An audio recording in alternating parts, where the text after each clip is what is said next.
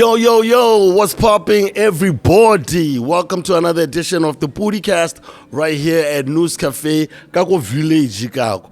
That's the only way I can describe it, right? And if you know Village and you know where the University of Botswana is and you know the Village Flats, Betty comes to town because, you should know where News Cafe is at. They're back again. They got a brand new menu. They got a brand new drinks menu. So come check it out between the hours of 2 and 6 p.m. every single day. They have a rush hour where all these cocktails here are at a very, very affordable price. I'm having myself a Long Island iced tea, revisiting my youth, literally trying to fuck myself up. But yeah, this is where we're at. We've been here for a couple of weeks now, and we're enjoying the hospitality. So please tell a friend to come through to News Cafe. Remember also, the Ponesa link is right here. This is where you can get yourself some motakasi, get yourself some airtime from the convenience of your own house. All right, so make sure you use it, and every single time you do use it, a little bit comes this side so that we're able to keep these programs coming at you every single Wednesday on the Local Corner Multimedia YouTube page. I'm SCAR, and this is another episode, man. Thank you for joining us. This conversation was supposed to have happened around the first year of this show, but this man is always working on something, and he wants to keep everything such a secret, at least so that, the soft launch is that thing. Because, some of these things where you mix your artistic life and your business life, sometimes it ends up being a mess. I don't know what it is with our people with that shit, though, but he's in the house, and we're able to talk about a lot about what he's been able to do as a musician, as a marketer, and also as a business owner. I've known him for a very long time. I think 20 plus years, guys. I'm not going to do this intro the whole day. Without further ado, give it up for Juju Monster. Finally. Hey. Newly married. Newly married, my nigga. How's married life? It's awesome. Are you getting fat? Am I getting fat? I'm trying not to get fat. I'm trying so hard not to get fat, man. It's nice. Look who you're talking to, my nigga. So I'm trying. I walk out. I try to walk in the evening. I try to be consistent with that. But obviously life alone gets in the way. Yeah. Try to eat properly. Yeah, just... How still that I'm aging? You're important, no doubt. I'm checking out your career here. Yours at least is online, because a lot of people, will be trying to research their lives, and guys are just in a cocoon somewhere. But at least you're pretty well documented as far as your music is concerned. But you wear more hats than that. So I think just for Baba, if they haven't seen you before, we can start off with your real names, where you went to school, and how old you are. We can start there, because some people get mad at me for not having those conversations. Really? Because so I gotta let them. I didn't think I would still be introducing myself after how many years? 15, 16 years. Yeah, man. Yeah, la Juju Boy, la music. But I think I'm more comfortable being called Khotla. How about I prefer introduce I get a Khotla. I prefer to be called Khotla. Yeah. Juju Boy kind of feels a little bit out of, I don't know, it doesn't feel like thing, or no, it's just like persona, performance, art. It doesn't really feel like me. Yeah, but I've got, I'm known for doing music, obviously, because music is the one thing said, if you do it well, but I've got other things, I've got a lot of other things that I'm very passionate about. I'm an artistic person naturally, so I've always just been creating all sorts of things. Like I design, I design all sorts of things. Like basically, I know how to design everything. I know how to create everything. Yeah. It's just because when you have that, when you grew up artistic, like you're curious about stuff like that. Yeah. Edit the video, graphic design, interior design, landscape, clothing design. Yeah. So it's just, I think that's the essence of who I am. And then just music just happens to be one of the things that I did for that period. Yeah. And obviously that's the thing that got me known. But I was creating way before I was doing music. All right. Because like I say, I know you from school. from as early as the actual 1900s. 1997. My goodness. So you went to primary guy. You went to Galalitza. I went to primary first. Go Ituteng. Then I remove ko masa like that. You don't get no kile. I heard. Ever beat I like ever class sing like babandang go phase 2 ligi west suletsa matso. Bere suletsa matso go be go toke down the road. And that's what happened to us too. I was at Bentema, and then my mom said it was a private school. Right, I am on the painful part. So very bitter. We were just honest. Okay, rahuta rubiwenga rahuta hoteng na baji westele. Kanto ka kile dikolo tse dintšha go galeletsa le masar na ritse kante ka dira movie wa laita. Kana go ke na le crush e ngwe mosgela le lengwe re tshela la ene. No, but that was really, really dope also, because that was a whole, neighborhood thing. BKT, it was walking distance now, and I got to meet a whole lot of people that we ended up all now going and then that's where, for me, like telling my story about how I got to see you, because Nola you're one of the first people that I actually saw perform and do music. You know what I mean? Raganaj. You niggas had a crew. The dogs. Because you were the vocalist in the group. Tell us a little bit about Raganaj and why on earth you guys thought you could sing. It was a and then this guy this guy was obsessed with like ragamuffin, like so Kest is always like rapping, so Kest about rap. So like we just did like one decent song, and then we performed one time go Civic Center, and then all of a sudden remote newspaper rang like from one dumb performance. Like what? But you know what's crazy about that? I think that's why it was easy for me to see you become a musician, because I'd seen I'd seen it before. But also when you did blow up like that, like I say, for me it was like, come on, this nigga been having it, So for some of us who then immediately in high school, we continued and did the music. Why was it not attractive for you? You're on the newspapers and people are liking you, but then at that moment, that's when you choose, okay, cool, I'll concentrate on trying to create business by the time get some more high school. Oh, okay. So let me explain it. So why wasn't the popularity attractive like it was for a lot of young people who get it that early? Yeah, I think that's the one thing that I think can like leboga modimo gore ha kena that thing ya addiction ya attention blow, because that thing tlhomala. So especially when you don't have the money to show for it. So kana how we chase thata so I think during that time like I said designer. So by the time kana go rira music label cast, I was already doing other things. Ki designer the business card ki print the business card the letter the wedding invitation ke kana la hasele nyana go tlatleng gereng abantu. So already abantare tsamo di ntso tsa music tseo ka ira di o tla ira di tseo heditse sekolo. So then I was like, I didn't object, because I go rebel. You know what? I've got school to do. I've got my business that I'm doing. So and then I stopped for a bit and then just carried on doing, like, growing in advertising and marketing and all of that. So it's only later on like I had been chasing this thing of wanting to get to the top of the advertising agency thing. Creative director, because I just wanted to be like top dog more. Where did you get that? Like for advertising? Was it Generations or something? I think it's just I don't know, it wasn't Generations. I don't know the first advertising agency anyone saw. No, I think it was just it was natural progression or designer. Like if you're a designer, if you're a graphic designer, you either work for a printing company, which doesn't really give you much space to be creative, or you work for an advertising agency, and that allows you to really, really be creative, because they develop the product from scratch. Like how network or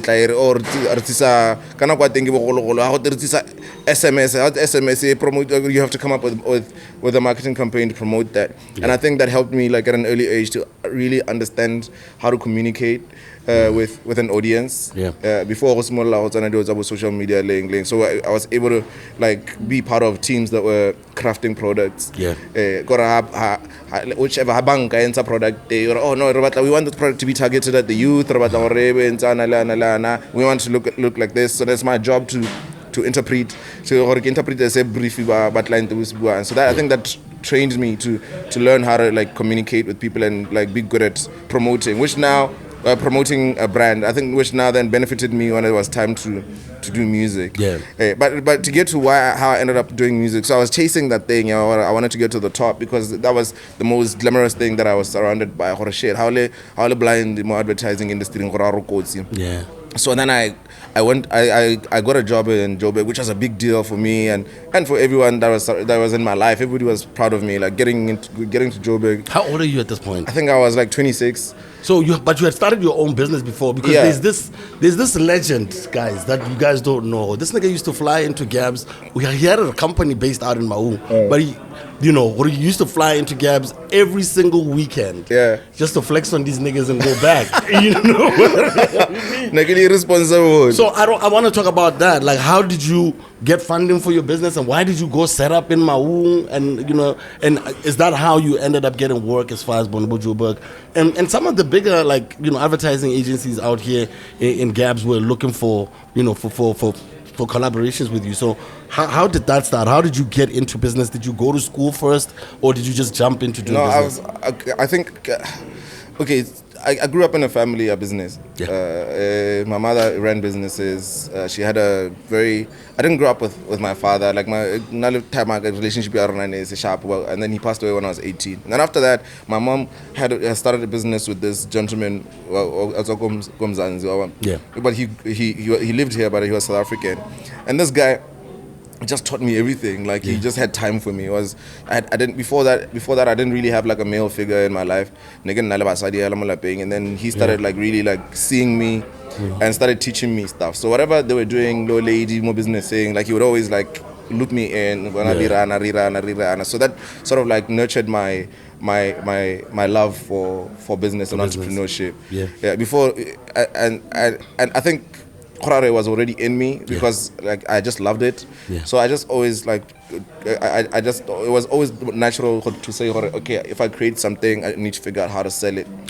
So and then that's how I ended up starting a business. Like I started a business because I thought like there was a gap in Maung. There wasn't a printing company, a professional. There wasn't that but the tourism industry was booming, and I thought like they need somebody to service them. So I just put a application together to CEDA. I think about 19 or something. I put together an application. You got a CEDA loan at 19? And which I did myself. Like I did my own. I did my own proposal. They called me for an interview. I did my own interview. I passed it, and then I got the go up, and I started the business. Like the business ran for a while, sharp. But one of the things that happen sometimes when you're young is you can be good at business, but also good at doing like discipline. Like I wasn't disciplined with spending money.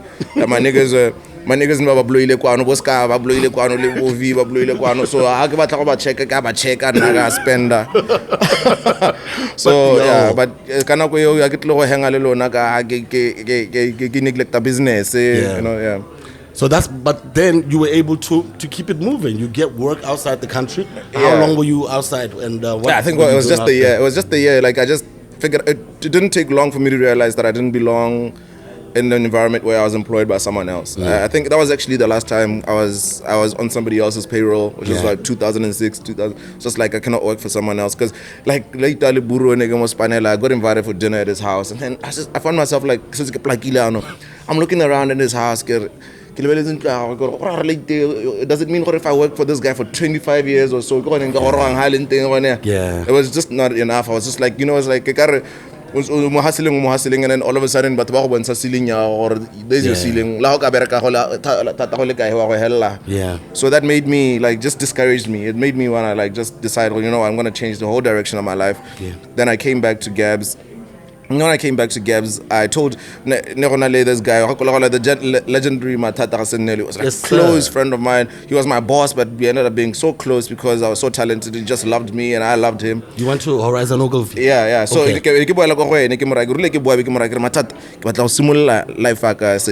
don't want to work for anyone.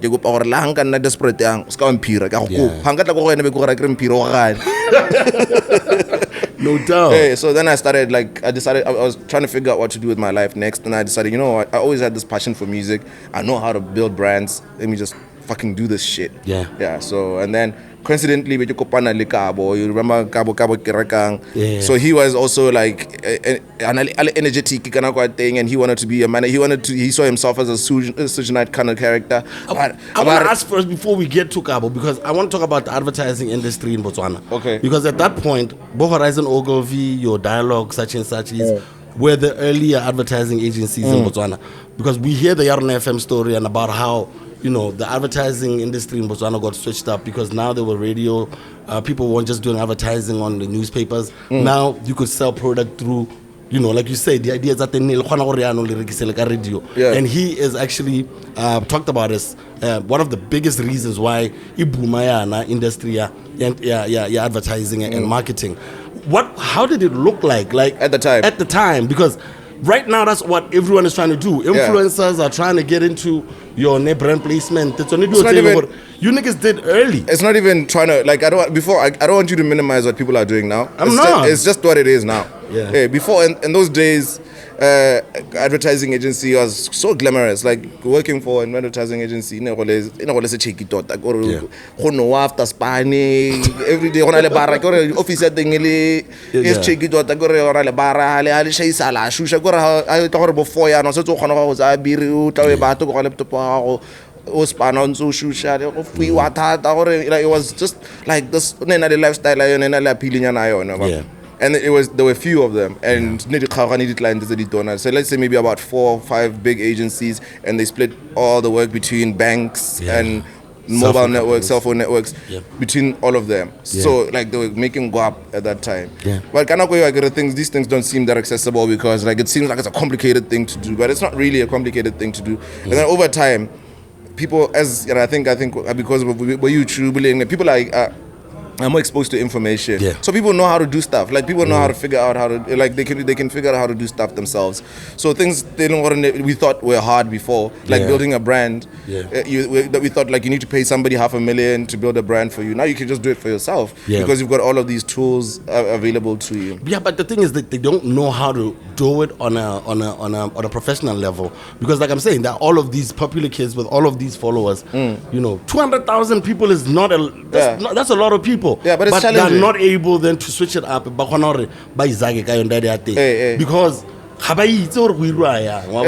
so that's what I'm saying. Like, you know, it's not like I'm minimizing what they're doing. What could they be doing differently? They could just learn. I think that's the one thing that everyone should just be a part of their lives, their everyday life. Just learn. Just always be learning, and then you'll be okay. As long as not Bedi, but figure out how to make money out of that. Like if you look at Michali's got a really solid business behind her brand. You know, like that's why it's not favors. It's not like niggas because she's hot. Like no, she's actually got a proper machine running. They push the brand and she makes some money. So it's about like studying people like that. Like another good example is the Kardashians. They've done it fucking amazing.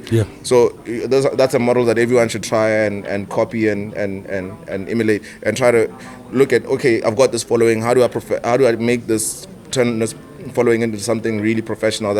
How do I put a solid business behind the brand that I've created? So with you linking up with Cabo, is that when the music then gets rekindled again? Yeah, that's when we decided, you know what? He decided he wanted to be a super manager. He was inspired by Eric Ramco. He was inspired by Juju Boy. So he decided he wanted to be a super manager. And I decided I wanted to be a superstar because I knew how to do it. I knew how to create one. Because I had created brands before for other people. I was like, I'm going to do this. So then we just started collaborating, started going to studios, trying to find hits. It didn't take long actually to find hits.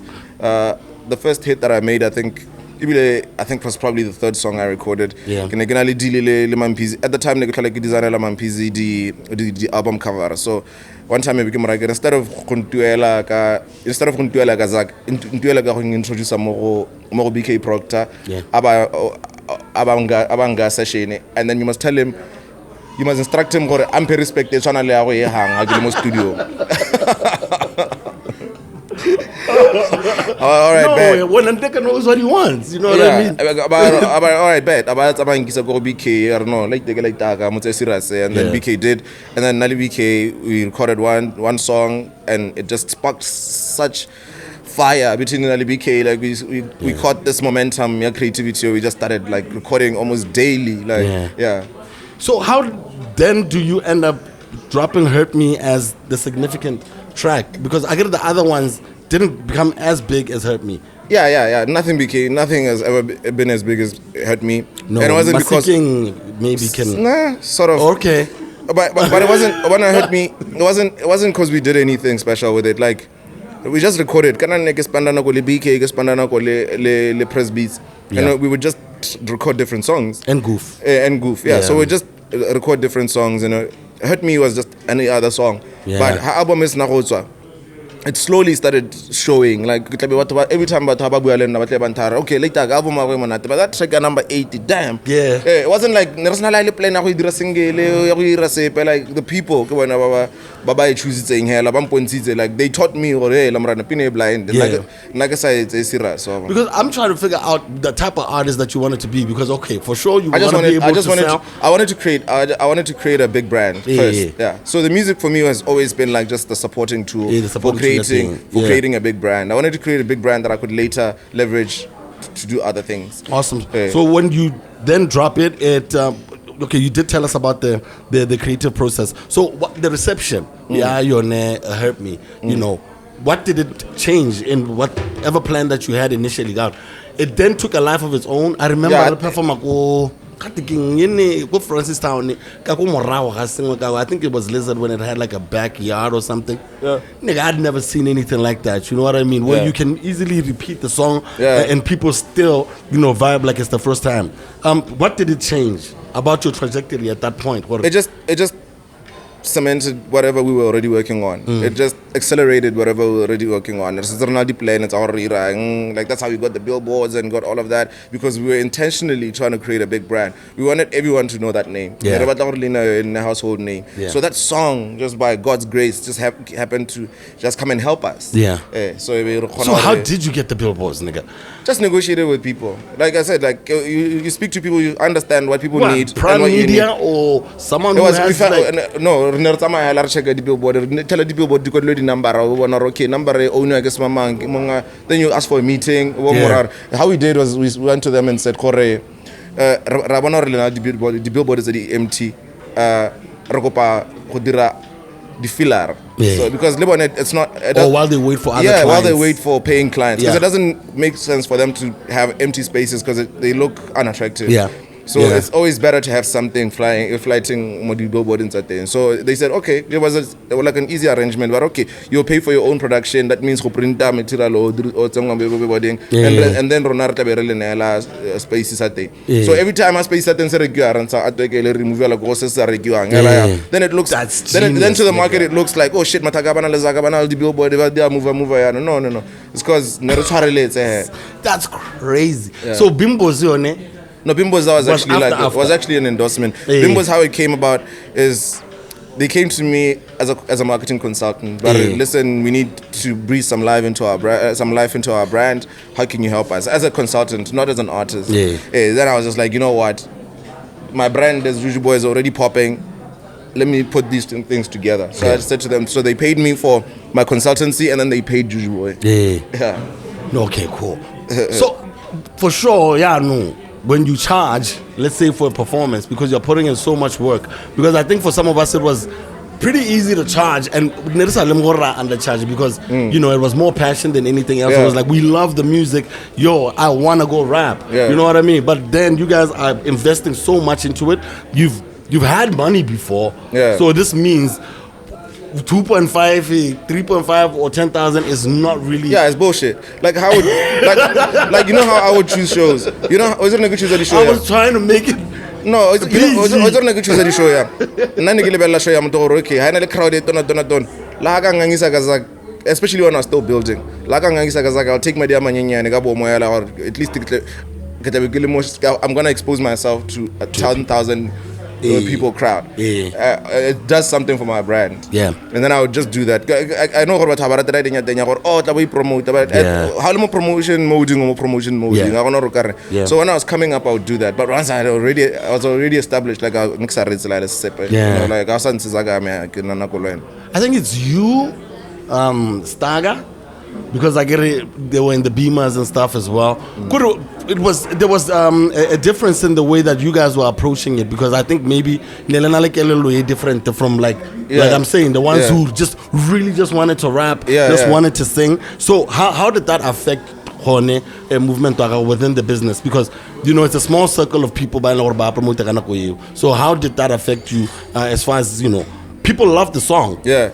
So what did that mean when the song was popping off, like literally booking. There was a booking every single day. Like robala ha ke tsoga phakela ka itse ke na le madi a mantšha robala ha ke tsoga phakela ka itse ke na le madi a mantšha. So it was working. It was busy. Like literally, like where you run out of spaces, more calendaring to fit in that money. Yeah. I like those problems. Yeah. So it was like that, but that's fine. It's supposed to happen. It's supposed to happen to everyone. All in hot. It's supposed to happen for Hensi. It's supposed to happen for Lioness. It's supposed to happen from anyone who's hot, who's worked hard, deserves to have that kind of like intense period where you're making a lot of money, because it doesn't last long. Yeah.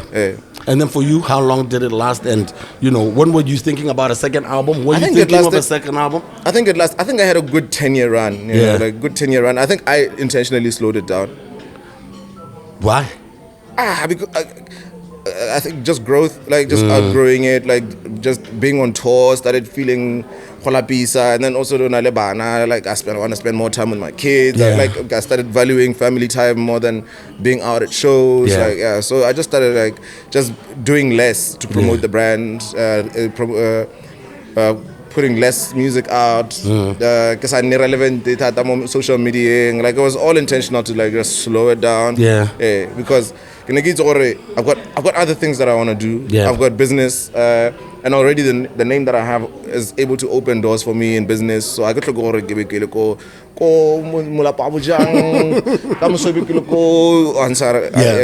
So Nathan, Masiking was in that same album, or was it on something else? It was later on, I get. Yeah, Masiking was a single. I think Kidrile Sapolo Sole was a single. Yeah, I think I only put out two albums, and then after that, I just kept on putting out singles, because I just felt like albums were a waste of music. Looking at how people were consuming how to consume music. So I was just like, I get our music. Like right now, I still have beautiful songs from my two albums that people don't know yet.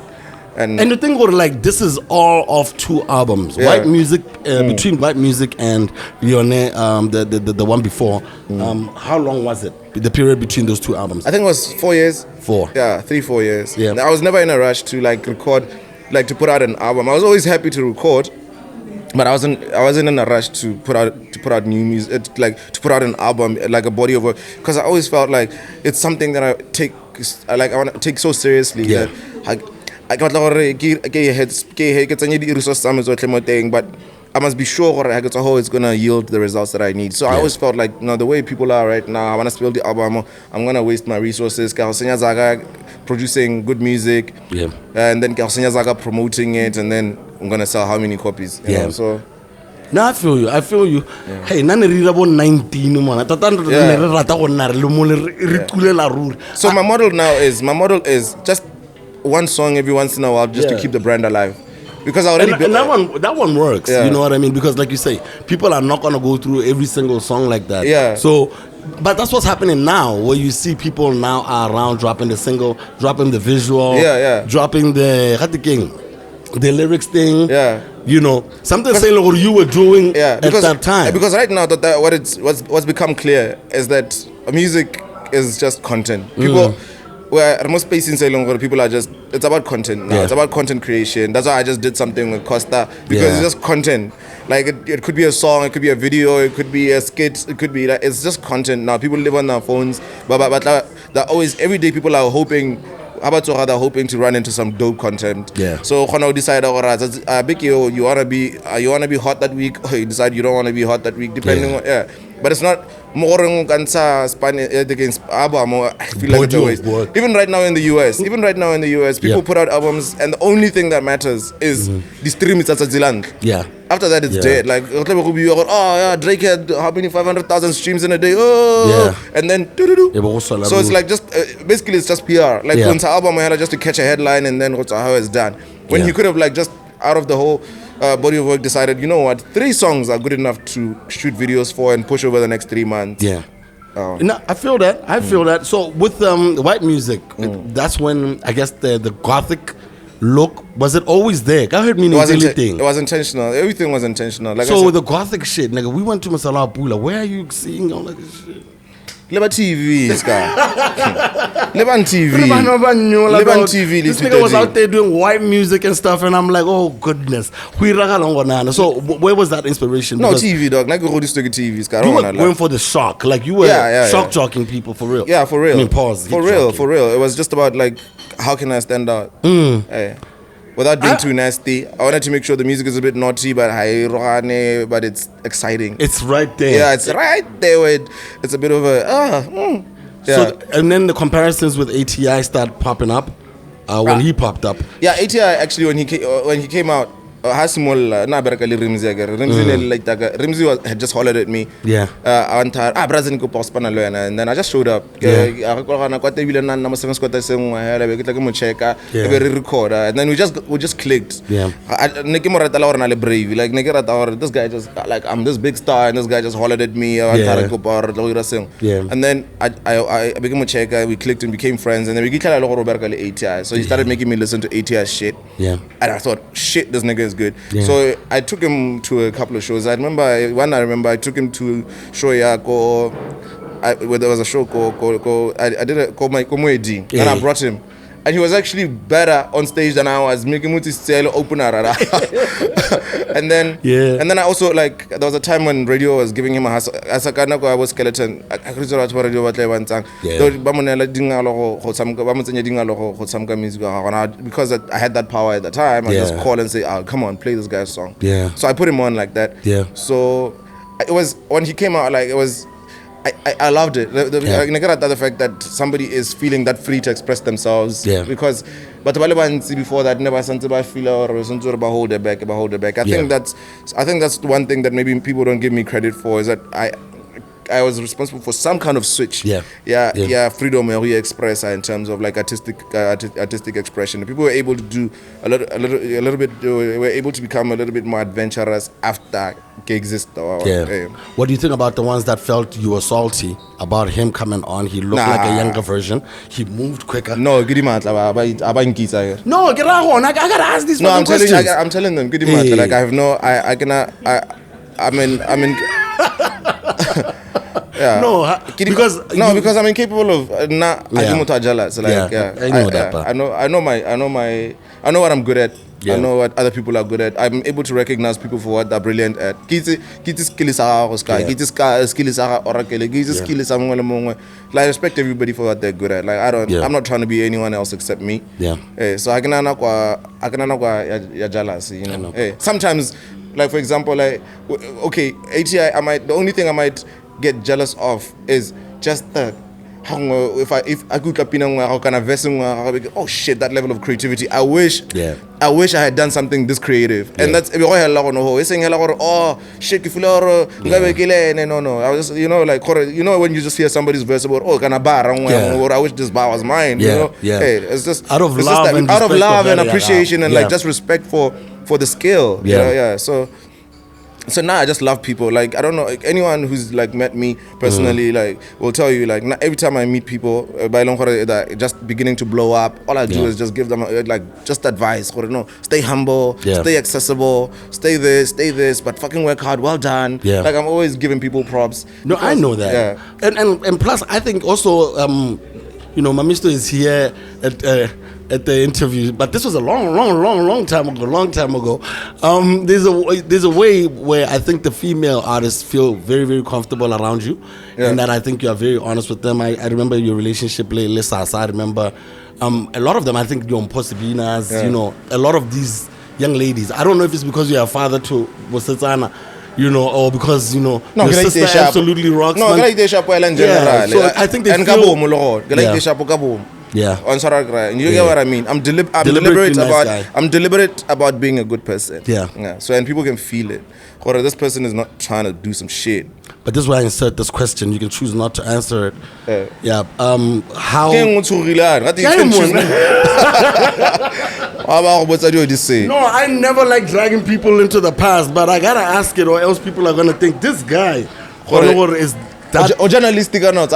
No, I'm both. But when the relationship between your, Amantha Brown and you, how did that start off? Was you trying to be a friend? Was it love exactly at first that? sight? It just started off as a good friendship. Yeah. Like similar to the song. Like I said, like I always reach out to people when they're doing well. Yeah. Like so when she came out with that Black Mampatila song, I thought it was beautiful. Yeah. And then I just hollered at her, and I also know what it does for people when they're on the come up, and then somebody as established as me, well done. Yeah. So I know what it does for people. That's why I still do it. Like, Yeah. So I gave him a call like that. Then we just started hanging out. Yeah. So we just became like Majita like we just started hanging out together and built a relationship. That's how it started. It wasn't like PR. I'm about to get there in this year of PR stunts and all of that. What do you say to people who thought that that was some PR? No, PR. All right, so and then you guys break up. Is there any reason, or do you? No, you don't owe us I an think explanation? relationships end for different reasons. So we're not gonna get into why. Yeah, no, I'm not gonna. No. No, hey, it's a healing start tall. So yeah, no, shit happens. I'm just happy everyone has moved on. We're all grown ups now. Yeah. Is it civil? Like you guys talk like hello, Lishapo? I don't think we have any reason to talk, but okay, damn. I don't think we have any reason not to talk either. What the hell? Like that going, my baby. I wasn't ready. What are the exes again? What do you hold around? I'm not giving a whole lot. No, we don't have any reason to talk. There's no reason to talk. I don't know how to give you I'm just saying. Okay, a lot of she's been on the show as well, and she thanks you a lot for helping her become a better version of herself, I guess. And that's dope, because like that's feeding into the future of Daide. Would you respond to that, or should I keep it? Yeah, like I said, it just adds to what I was saying. Like I'm at my happiest when I'm useful, when I'm helping people grow. Let's talk a little bit about I like the idea of people reaching their full potential. I feel like it's so cool. What do you think about people using their personal lives to push the agenda in as far as being entertainers? Do you think there's a universe where that can actually work? Because now I've seen it all fail a lot of the time. I mean, the same thing where people publicly display affection music, because I'm really not trying to say that shorty's name, but man talking that story. So I think everyone's got their own methods. Yeah. I'm not the one to decide for people what method they should use. I mean, sometimes people feel like now for example, like when I post my wife, it's just like, oh shit, I love this nigga so much because I want to celebrate her. It's not like, oh, I want the gig, attention. It's just like, sometimes you get so excited when you love someone, you just want to post them. Yeah. And then they're using it as a strategic thing for pushing the brand. Like it's up to them. Like I mean, strategy the positives that's on the pros and cons that's on it. Yes, sir. So I guess we'll have to live with what we choose to do. But you cannot really fault someone for trying to push their brand. Yeah. I think what I will say about pushing a brand is like I always like just hope for but will be smart enough to understand like it's important to at least like keep a clean yana brand or one. Aging yana, but be a little bit clean. Like so you can monetize. Uskawa push people away because sometimes people doesn't even know cringes about you really wanna even though mutale blind, but like if you're doing a little bit too much, affect the business side of things. So I think it's always smart to evaluate what moves you're making and see how they could possibly affect your business. How sensitive are Botswana brands? Because I want to keep asking you this for the ones who watch and want to monetize that popularity. Yeah, it's not as easy as you make it seem like it is. I think they just decide or just my mom because they'll just keep quiet, like they'll just ignore you. Like your name will come up in the boardroom and they just say not him. Because it's a slippery slope. How on if you do it always goes down there, and which is why I was saying on post the other day it's very important to know why you're popular. Okay, another thing is like that is important to explain. I hope I can explain this well. Kobo States, brand. If you look at the podcast, the artists, they are on some naughty shit. Because there are so many different companies, they can still make money off of like Blue Pill. Cameron. No, like Dark Horse. The police Viagra,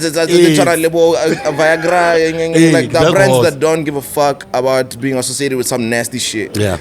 In other countries. Yeah. But in our ecosystem, like it's what they're spending. They have a responsibility to be very conservative about that brand. So how much the brand is on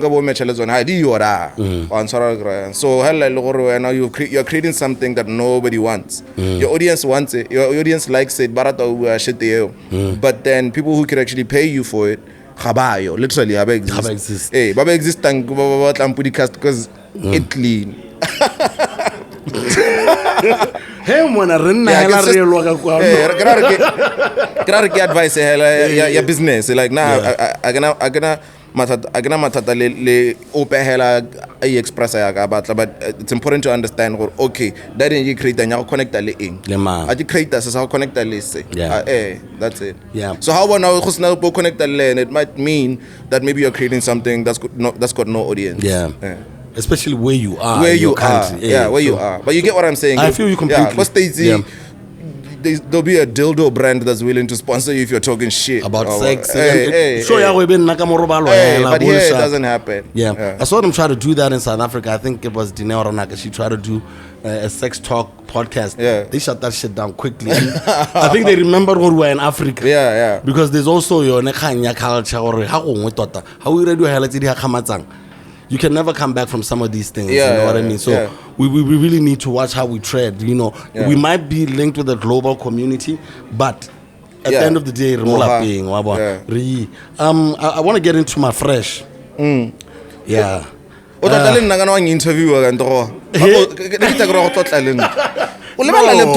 You set up like because you understand branding so well, and for those who've never been around us, our conversations are always an argument because he's always feeling I'm doing some dumb shit. How was our man wicked? So, and I know it's always in my best interest. You know what I mean? And you know, when I saw you start MaFresh, I was like blown away because I was thinking, this is. Wait a minute, is that who I think it is? Yo, Dan. You don't want to show your face on the camera? Sure. I haven't seen this nigga in a while. Hey, so you started the MaFresh brand.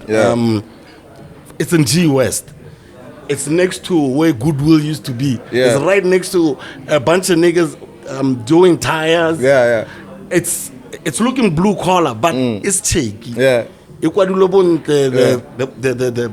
Even the alphabets are original. You know, this is an original concept coming out of Gap City from a boy out of Rasisa. You know what I mean? Like, these days. Where are you from? My mom is from Lishibite. My dad is from Molepole. But Rasisa, we just had a business there for a long time. All right. So just like they think I'm from Mogoditsani. But anyhow, this is how MaFresh and we're looking at it, and it's beautiful, and how everything is coming out, and it looks like Batswana are now moving away from franchising. If anything, they can franchise this, especially because it's born from the country. That's another thing that I did that's similar to what I said about what I did for the music. The same thing when I did that, after I did MaFresh, you realize now people started putting more care into what they do with the little small establishments. People started like, oh shit, I could actually like go all the way, even though it's small, I could make it look dope. So that's what I enjoy. Like I enjoy like just like flipping things and like. How did that come together, dog? Like MaFresh, and how were you able to like get it off the ground? Like how I've done everything else. Like how I've always done my business, even to this day. What I do is I can idea shop. I'll build a model for a business, get a business proposal, and then I'll do like a pitch deck because I'm gonna pitch it to like Botswana, like high net worth individuals. Then I just get investors. Individuals. Yeah, like are there venture capital? Yeah, that people sitting Angel with money. Investors and like that people sitting with money that who nigga tell me. And then looking for places to put it where it makes sense. Yeah. So when you just have to, as an entrepreneur, you've got a responsibility to make sure that your shit makes sense. So that when you pitch something to someone, like it literally makes sense. It makes sense. Like Habalibella model thing's got no holes in it. So that's literally what I've been doing since like MaFresh. That's what I did. Like I just pitched it to a few people. Like and then like literally like the second guy that I spoke to, he bought into it. Like he invested money, and then we did it. And then we owned it like 50-50, and then in the process became like really close friends, and then So your name as a business, was it sustainable? It was good for a while, and it was delicious. So some of the food like that doesn't look like you can buy it GUST, you know what I mean? You think, or you have to get into an establishment or name, like I'm saying, the franchisee. But right now we're seeing, because of what you started, now we see little boys setting up their own little things. Phase 2, what happened? Like, was it sustainable? No, it was good. It was a good business. To make it look so easy. The same thing that gave it an advantage. Robbery. Every other week you could police. No, they was robbing us, dog. Because like the business was busy, so so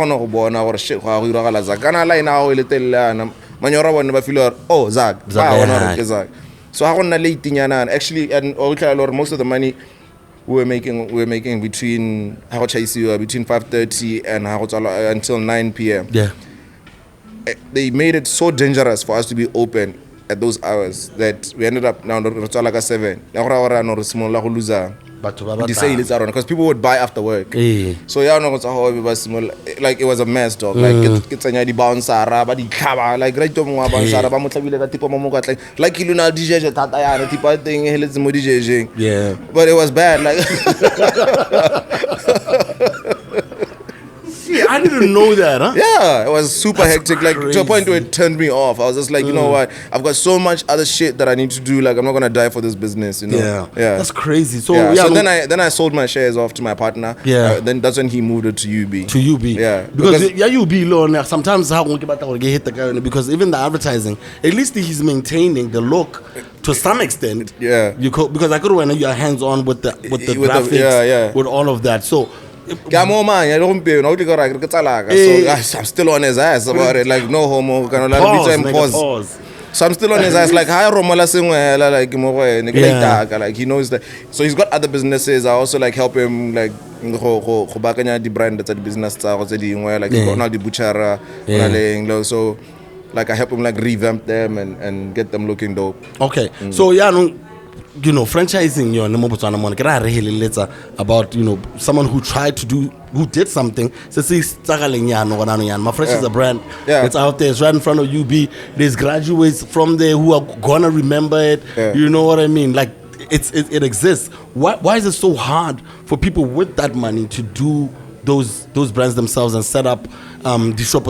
I mean, bright place Botswana, bright strata is cropping up. Why is it so hard for niggas to be independent? It's not hard. It's like I said, people want to buy solo systems in Sidirilo. Like now when I first opened MaFresh, like I was getting calls every day, but franchise, and I would say no because I knew as a company, we were not ready to police a franchise across Botswana. Like let's say how are you gonna make sure the standard that keep you airtime so like we were not built at the time to police a franchise. But to answer your question, it's just a matter of how much time are you willing to put into something. Like you guys have put so much time into making sure the PODI-CAST is what it is. So if you wanted to create like a brand, a franchise, it's just about studying the whole game from like let's say I'll give you an example of BK. BK, you can tell with collections by BK Proctor, this nigga studied the whole thing, supply chain, okay, this is how you produce for masses, this is how you work with seasons, he studied the game. Establish a brand and you can see the way he does his shops because why if it looks a little bit substandard but something is happening but this game is like it's such an old game. Like a lot of people don't know companies like CB stores, these are companies that are homegrown, dog. Like somebody did what BK is doing now fucking 30 years ago. And that's why that's why they're so huge. And but only now niggas are waking up. BK Libo Mall for these are niggas who are now like trying to catch up. And they're doing such a great job. And all it took, like about saying BK, it's just a bunch of learning. That's it. Like you just gotta learn. Scour shortcut. I'm bringing you back to the Botswana music scene. What are your thoughts on the current state of the Botswana music industry? And is it evolving or regressing? Dog, nah, I give no, because like that, industry dog. Like are they wasting that time? Like I'm just asking for real. Are they wasting that time? Hey, no. Because we're still arguing about the same things that I remember us talking about 20 years ago. So, I think doing other things. I think one of the ambition is answer. Like I wanna, like say for example, I'm trying to be a billionaire. I cannot do it doing music. Somebody else is happy just to be making a couple of 100,000 a year. If that's your target, you can chase that. You can chase it. Or if I have a good year, I get 1.1 million. You can chase that. But for other people, like if you want bigger, then I don't think that it's enough. I think you must maybe patahanya it with other things and like. But I always give my niggas advice. I like you have a responsibility to learn everything you can about business and entrepreneurship because there's absolutely nothing you can do without a good grasp of business. Like my wife is a makeup artist, and for her to become better at that business, she needs to understand the business end of things. How do I turn this into something that actually makes money instead of makes money beyond just me touching people's faces. Like how do I grow that? How do I maybe turn that into like a Estee Lauder or Black Like Me or what. So you've always got to think about it, with everything you're doing. You always got to learn the business side of things. You got to responsibility. Business, so that whatever your passion is, you criticize but I will criticize you for doing something in the dark without knowing how to turn it into money. No, I feel that. What are you currently working on right now? I know, you can't divulge everything, but just to get a feel for, pause what you're doing right now. Yeah, so the thing I'm working on right now is it's a big deal. Like, it's a big deal. We love to hear that. Yeah, I've been working on it for a few years, maybe 3-4 years now. It's been hard. And, we're building a platform. It allows content creators all across Botswana and eventually across all of Africa to make money in a different way from how money is being made right now. Like in a different way from like how you have to be like followers in order to monetize. So what we're trying to do is figure out how to maybe like democratize that more, so that even last night the followers but her content are really blind for that day, you're able to make money. Like, so we've got mechanisms in place that are able to see which content is performing best that day, regardless of gore kaga costa o na le di followers tse kana kaga motho o na le di followers at 10. So we're about to launch that, and it's been such a hard thing to do, but also like very enjoyable. So like right now, how I'm put like how am I doing? Like I'm stressed all the time, though. So answer me that if I'm being like really honest, like I'm a stressed out nigga. Like I'm sleep deprived, overworked. But but when it comes out, like people will understand. It's not, you know, like these niggas TikTok, Facebook,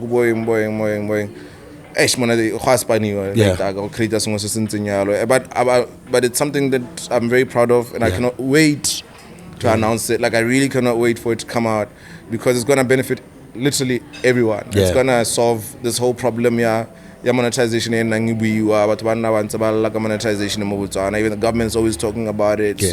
So we were able to find a way. Hey, no. But at least, you know, you're not one of them niggas who's too busy for love. You know what I mean? Love is everything, dog. Like I'm always surrounded. You should see me at home. Like I'm always surrounded by my my kids. Like, I'm always with my girls. Like I'm happiest when I'm with my daughters and my wife. And, how's like, everyone though? Like everyone's good. My stressed. Does Nana sleep or we get clean. She took after her mom. Like I'm we get clean. She's so calm. All my kids are dope. Like my firstborn just turned 18. She's beautiful. She's I still smart. Can't believe it. Yeah, she's smart. She's like she's funny. She's so like that. And then her younger sister who's 3 now. She's just in that stage where I not blind them expressing. So like every day it's like some new thing to laugh at. No doubt. Awesome stuff, man. I'm gonna give you some rapid fire questions as well, just because we can't keep you here for long. This podcast felt so much like an interview. Like you're not even relaxed. When you're working with like big people, I don't want to get you in a position where finesse you out of position. I haven't even got into a. Because sometimes I think I saw a chance out like I think we finesse ourselves. We finesse ourselves out of position. No, but I think you have. No, you can try, but you know, what's good is that I think you have like such a well of knowledge that I think a lot of young people, especially the ones that work in the creative space, can learn from, because you know the popularity one. You know the one year what is going to sell. You know, use that popularity to sell some stuff, make some money out of it. So I think this is a learning curve for a lot of the young people who are in this space, because 35% of young people are unemployed in Botswana. And we can all agree that there's talent. You know what I mean? But there seems to be a point where laziness, or like you say, people are not willing to learn. I don't think it's laziness, because if I'm create the content that's lazy for sure. No, they like popularity maybe. No, I want them to create the content regularly. Lazy. So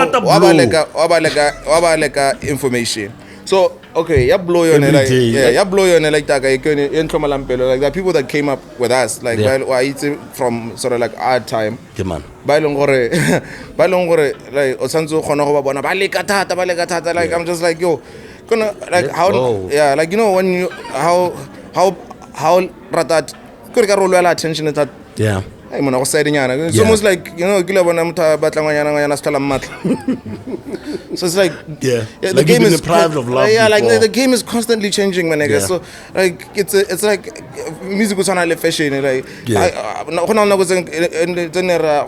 certain thing, you can't get away with wearing that now. So I like music. Like right now, some part of the reason why I don't even like try to impose myself on people is that I understand that like people are not even fucking with Juju Boy right now. So I guess I'm talking about Juju Boy, dog. Like if if I do something like I just did something with Costa now, it was just for fun, hey, like literally like just for fun, because I liked him so much. I was like, oh shit, this song is so dope. No, the video came out yesterday. Right now the numbers are piling up. As you can tell, today is Wednesday, International Jazz Day. So it's doing well. It's picking up a whole lot, and Costa, because he's one person who works in his own space. You know, he's got his own little clique. How do you guys link up? Like, I called him. Yeah, same thing. Same thing. I got in the Batswana. Like I literally like just phone somebody that me go mong. How does that cost ho? No, take go battle mo meeting. I romela number. I become phone. But say that song, my nigga. Let's do something. And then I went to Mel Pina. I make recorder. Then I went to okay. Brother, get like Gibbs next weekend. They very recorder. Then he just rocked up. Very recorder. Babu. You know what I respect a lot about Costa, especially now, because you know he's got the popularity across the whole country. Now he's reaching out to different people, even in Gaborone, to find out how he can collaborate to make some money. You know, or get his stuff out there. And what I don't like. And I'm not going to mention them by name, but there's an artist who money, and he was doing really, really well about a year or so ago. And I reached out to them and I tried to tell them, yo, I'm doing this project in your neck of the woods. And if Bana could see you, you know, all around, maybe they can see what is possible to make it from here and be able to work with these people and just inspire them. Homie told me to call his manager. Yo, like that, and I'm okay with that. If you love your business. Yo, like that. I was just telling the most recent person I was telling is robotic. So can robotic. Nekiloko joining, and then his boys like spoke so highly of him. No, I was Nekiloko somewhere. So these niggas bang hostile, but you need to see this boy. I think he was playing on the other side of town. These niggas literally drove Bagamotaya so he could come and play for me or get like him on. And like just like they said, like the nigga is dope. He's amazing. So I had a conversation with him after that. Like that. It looks like you're about to blow up. I'll give you the same advice I always give everyone who's blowing up. Stay humble. Stay accessible. So that's the time when you should be reachable. By the time you phone, so the time when you're hot, that's the time to get your fucking money, my nigga. So that means take calls.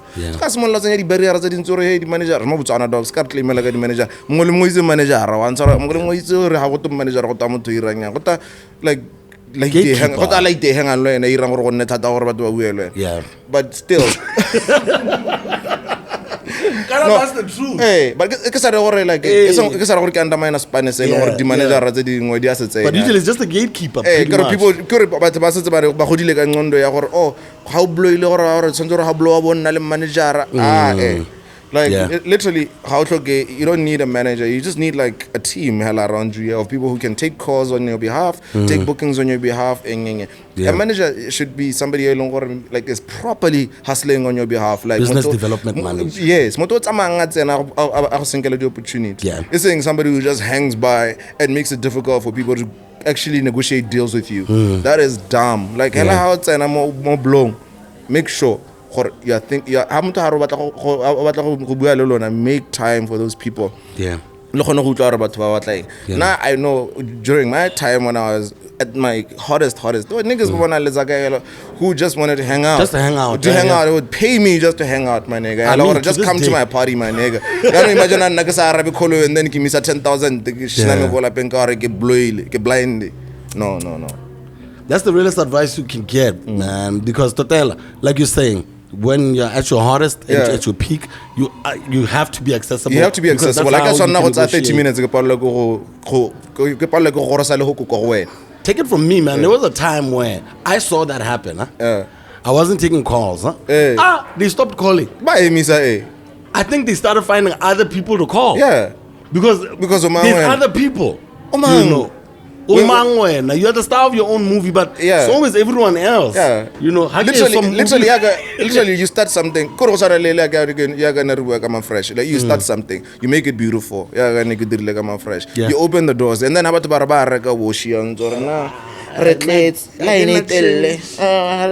like you cannot. How else when it's time to make the guap, man? Yeah. Okay.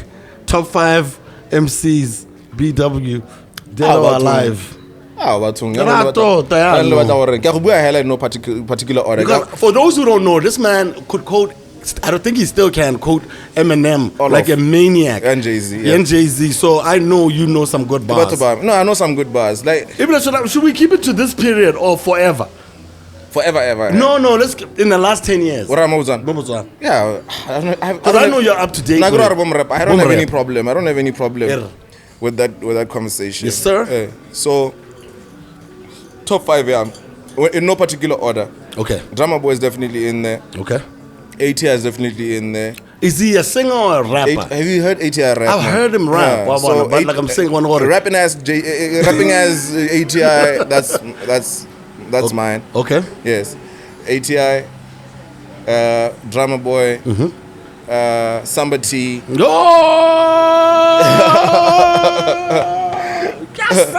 Yeah. Truly. Ora Caliente. Yes, sir. Lebad. I'm not saying it because you're here. You do be rapping, my nigga. I'll be rapping. You do be rapping. Oh my God. Thank you. Thank you, pa. Because we're gonna have the top 10 now. We're gonna wrap it up because we don't want to make it too much of a long one because but I want it to be interesting. I can get the interviews in, so I want you to get everything out of me, my nigga. No. We're still. I think if you guys have any questions, please throw them this side because I'm not trying to be messy. You're about to do some really great things out there, so I'm not trying to finesse my nigga out of position. I want to be mess. There's no messes. This is a hard interview to do because you're like this is my brother, but at the same time you're like, oh, views. I'm not doing that.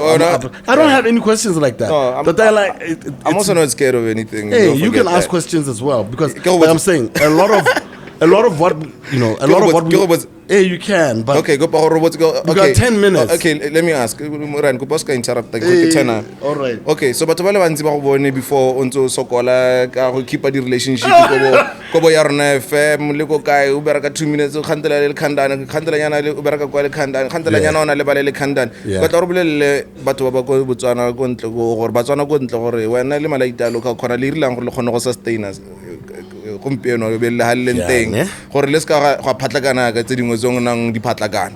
What did you do differently? And what are you most proud of? I just do because it's ours. We all have a stake in it that like so if we don't do it, no one will do it for us. So I think it's pretty certain because I've known them for a while. I've seen them where they started. So I'm going to fuck you on niggas. These are the only cats that I've worked with that I've never cast out. Yeah.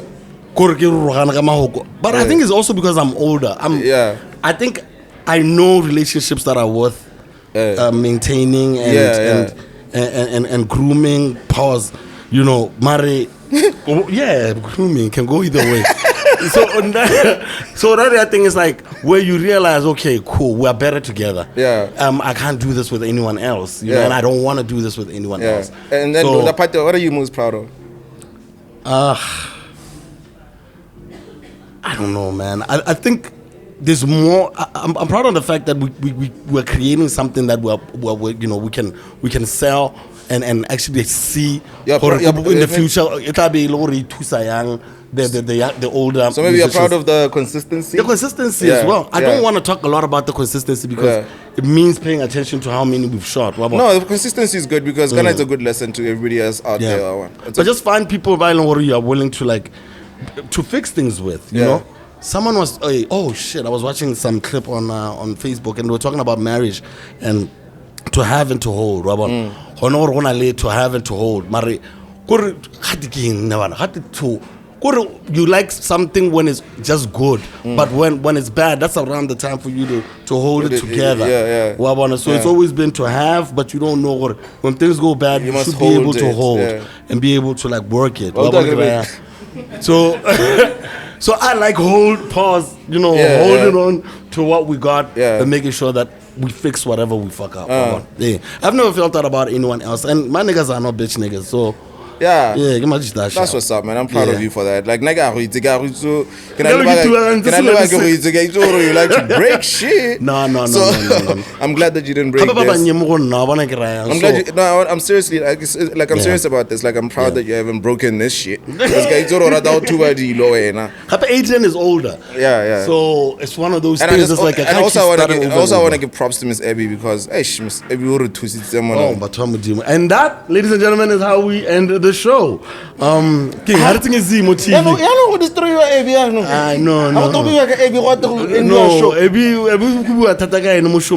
want to talk about your relationship with Mampizi. Oh, okay.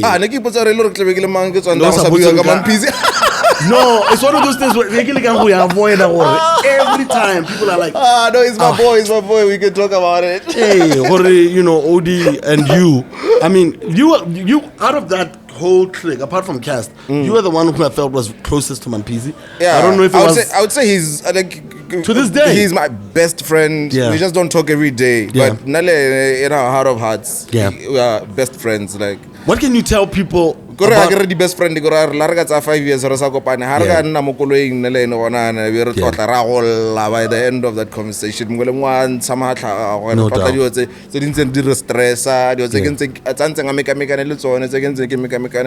like we've got a really, really tight relationship at the very base of it, apart from all of the shit that happens in life, no doubt. And I think brothers fight, nigga. We don't fight. We actually don't fight. Like, no, man, conflict. If you like Rafik, hey, I know. And then okay,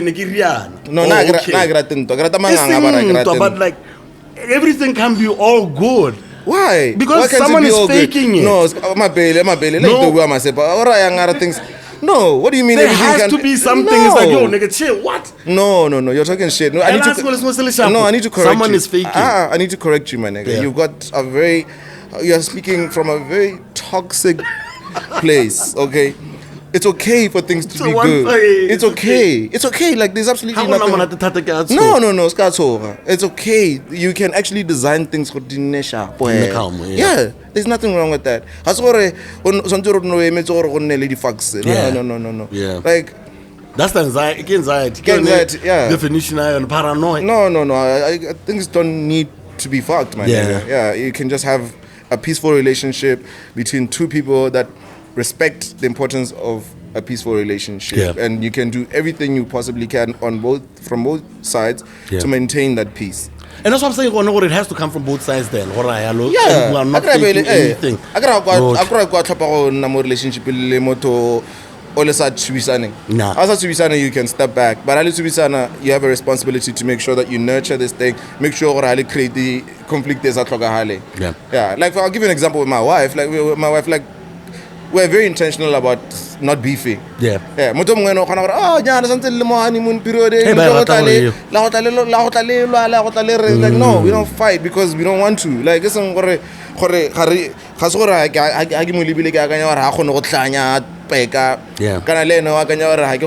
no, we've just chosen, this is the kind of relationship that we want. Not about like you get clean.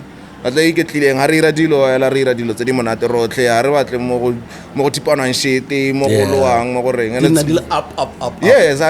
it's all about intention. Like, you just choose what you want. Like, you only intention, I want to straighten out my life. I want to have some discipline in my life. I want to have this and this. Everything is intention. Yes, sir. So we therapy.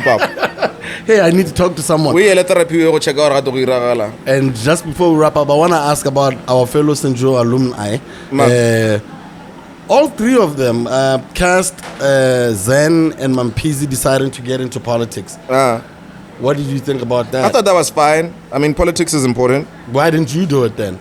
Because everyone clearly saw something can happen. No, because I was busy with other things. Not it's not going to give feel like somebody politics. Like I'm not scared of politics. What do you think about celebrities, influencers getting involved with politics? You just said, what do I think of celebrities getting involved? Celebrity. Yeah, no. Celebrity. Okay, celebrity is just celebrity is status. just one thing that you do. Yeah. But at Lantla Omoto, or how they cast it, or Tsepiso Malapis. Tsepiso Malapis una le right. But what do they know you for? No, but Tsepiso Malapis for singing songs. Yes, but Tsepiso Malapis gana, let's say when Tato Matlabapir una le right, they are not involved in politicking. If he feels compelled to. Yeah. Because if you want to be part of the process, you have a right to participate in the process. Yeah. So but and there's nothing that they should not be shamed for wanting to be involved. And anyone who doesn't want to be involved should also not be shamed for not wanting to be involved. It shouldn't be about how celebrity can how celebrity. You know, like it doesn't matter. But you do know where we live. You've seen the comments on FB. You know what I mean? Fuck comments, my nigga. Yeah, but that's what this is where we live, where people don't argue straight up like this. They have to literally do some underhanded jabbing. literally like fuck comments, dog. Yeah, like fuck comments. Like I get You don't read comments? No, I don't have time for comments, my nigga. People will say they don't read comments and they're secretly hurt here. I've lied and said I don't read some of these comments. Hey, I'll be reading. No, and I get a rise or roll on the comments. Hey, but but what I'm saying is maybe this is a moment where I can also help you with that. Hey, help me.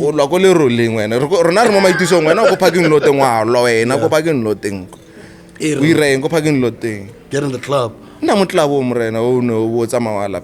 you doing? So the comment section, it's always going to be wild. Yeah. There's nothing you can do about it. And you're speaking to people that you have no access to. And people that might just decide to say whatever they want to say for whatever reason. Maybe hella just to get your attention, maybe. Yeah.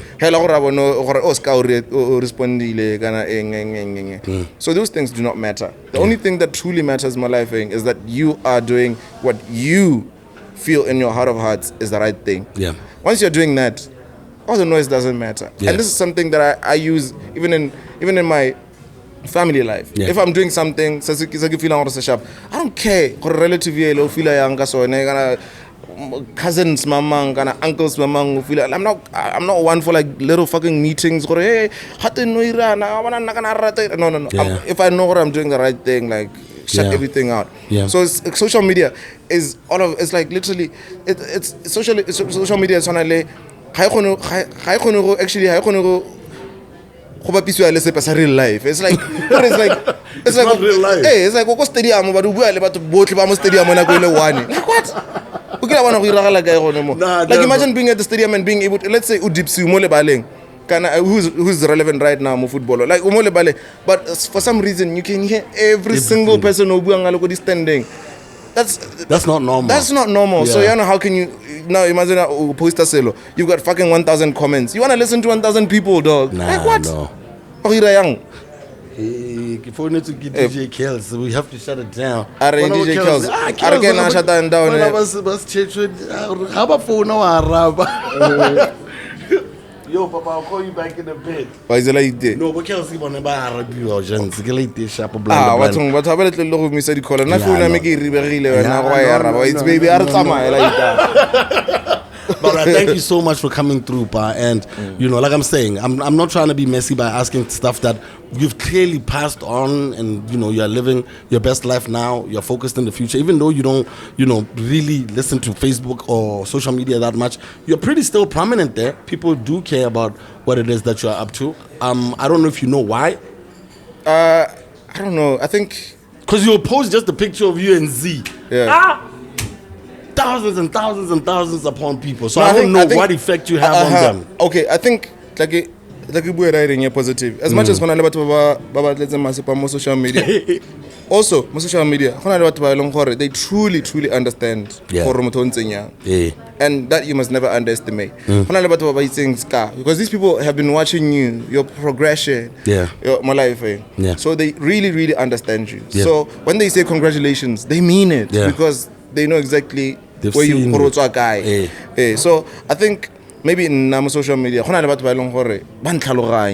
I'm fortunate for that. And then the ones that don't understand me are not interested, which is perfect. And the ones that do, like, they really do, like, connection. Like, I have people that I'm able to, like, I can post us an episode, like, let's say if, like, me getting married, like, I'll try and say thank you and people say congratulations because I know what they mean it. Like, and also get why congratulations, like they could easily say something bad. No, hey, like that. Like no, my nigga, like shit. So I'll try to take my time. Like, oh, thank you, because it's people at the same time. Yeah,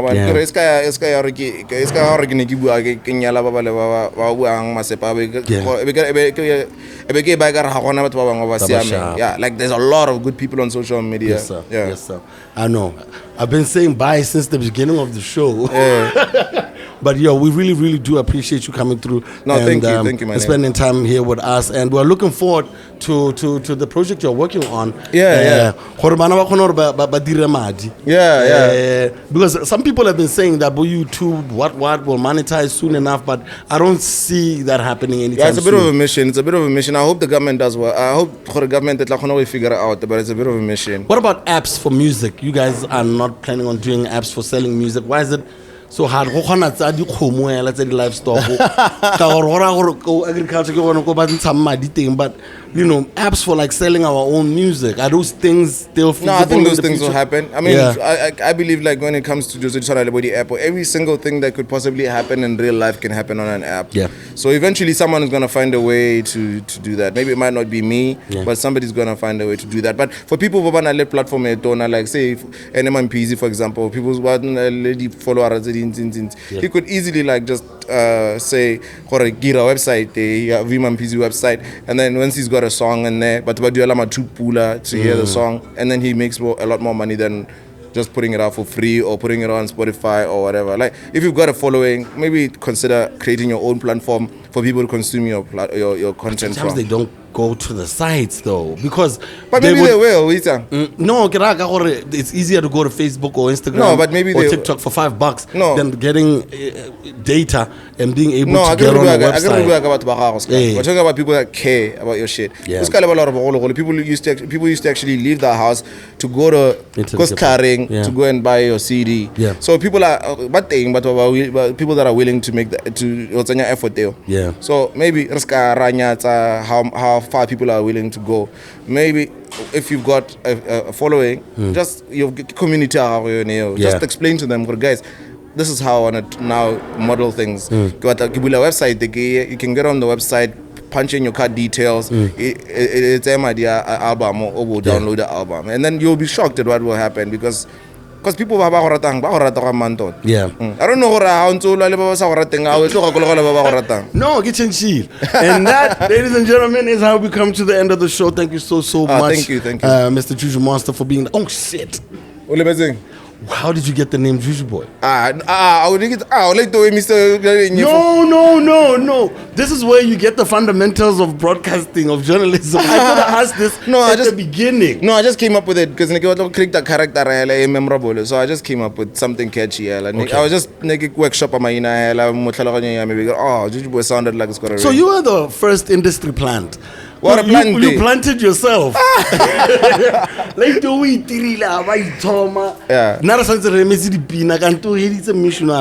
but we appreciate you, Papa. No, thank you, man. We'll talk to you soon enough. Once we have all of the teas and I'll come back to sell now.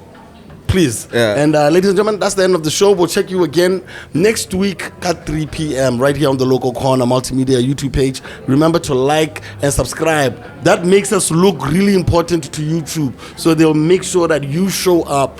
We show up. Our show shows up every single time. Okay, so please make sure to like and subscribe. And with that said, I'm SCAR. I'll check you guys again next week. We out. Peace.